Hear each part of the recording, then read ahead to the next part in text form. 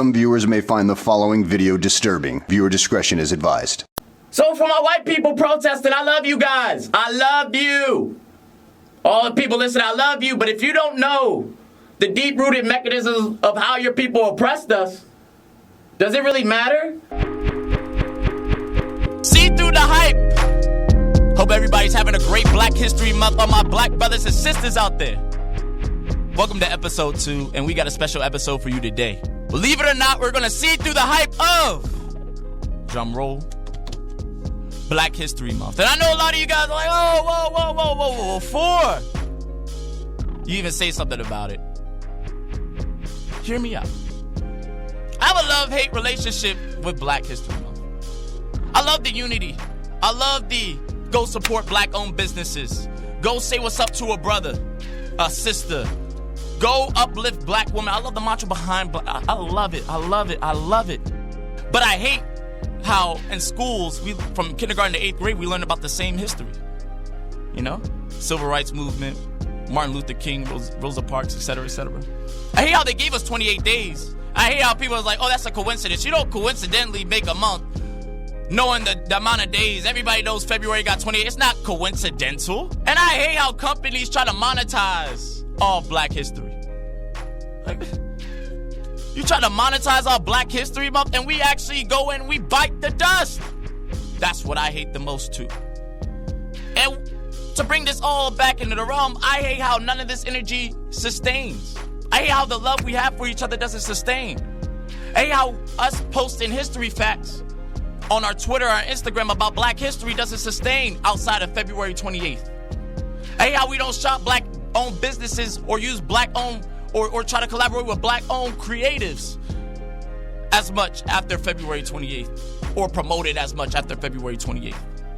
So can we keep the same energy, right? And with the history part, it made me realize, I see the same stuff reposted. I see the same stuff on Twitter regarding black history. And it made me realize, do we only know what we're taught in school about black history? Because think about it. Who else is going to tell us outside of what we learned, you know, the civil rights and what I was saying before? Who else is going to tell us? Our parents? I mean, as a child, teenager, I wasn't trying to listen to my parents about the black history that they knew, right? Or my grandma, RIP grandma. I wasn't trying to listen to the black history that she knew. So how else would you know?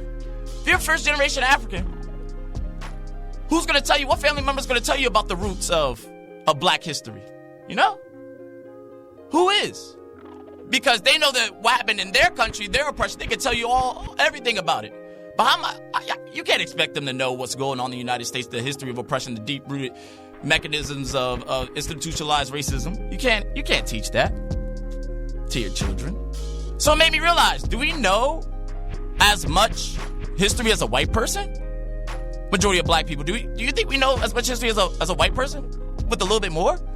Because before I can say I did, because all I knew was the civil rights, Martin Luther King, Rosa Parks, and a little bit of slavery. I think that goes for every black person. Speak for myself. I think it's funny because if you do outside research, you're considered a conspiracist. Oh, best thing, Fred Hampton was killed by the FBI, 21-year-old activist, raided his apartment and shot him down. Shot him and 3 other people. And I tell my friends that the FBI did this. They're like, nah, bro, you're tripping. The FBI wouldn't do that. I'm like, yo, look up what the FBI is. It made me realize that's the deep-rooted mechanisms of white supremacy. We're all conditioned to believe everything that the system and the government does is correct. And if you look up on Google, you look up on anywhere, he actually won the lawsuit and the FBI was wrong and his family was granted $1 million. But this goes into a big part. Does history really matter unless we know the forms of oppression? It's great that we know MLK and Malcolm X. Those are great leaders that led us to the movement of which we are now. But to go even further to defeat white supremacy, don't we have to know the roots of oppression? A lot of people like to say ghettos are ghettos, but there's a reason ghettos are ghettos. It wasn't just like, oh, black people like, oh, I want to live here. I want to create this society. No, the government, the structure creates the society, and they do it through deep-rooted oppression methods. Like putting desert areas in low-income areas. So if you go to a low-income black community, you're going to see a whole bunch of liquor stores.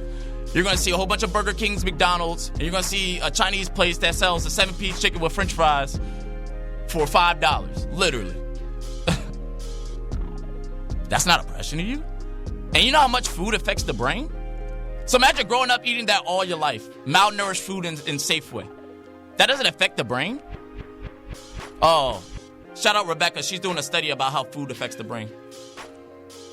Can't wait to see that, because that'll go deep. That'll go far, far, far, far.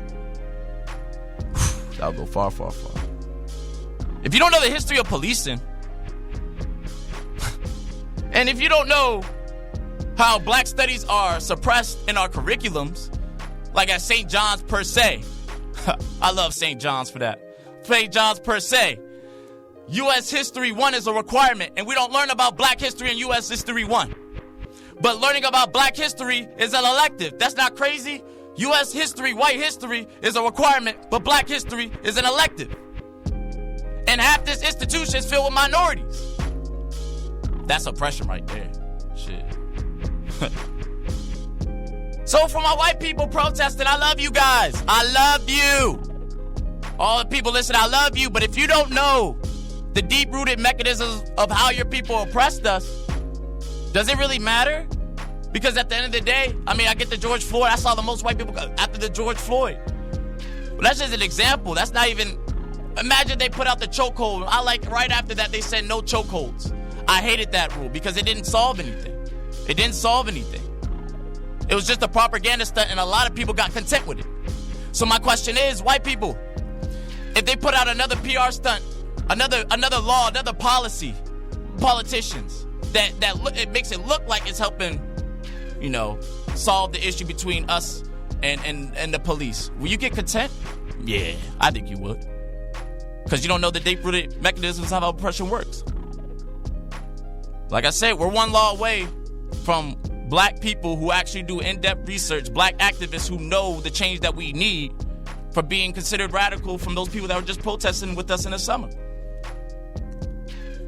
So, I love Black History Month. Keep encouraging each other. But this should be a lifestyle.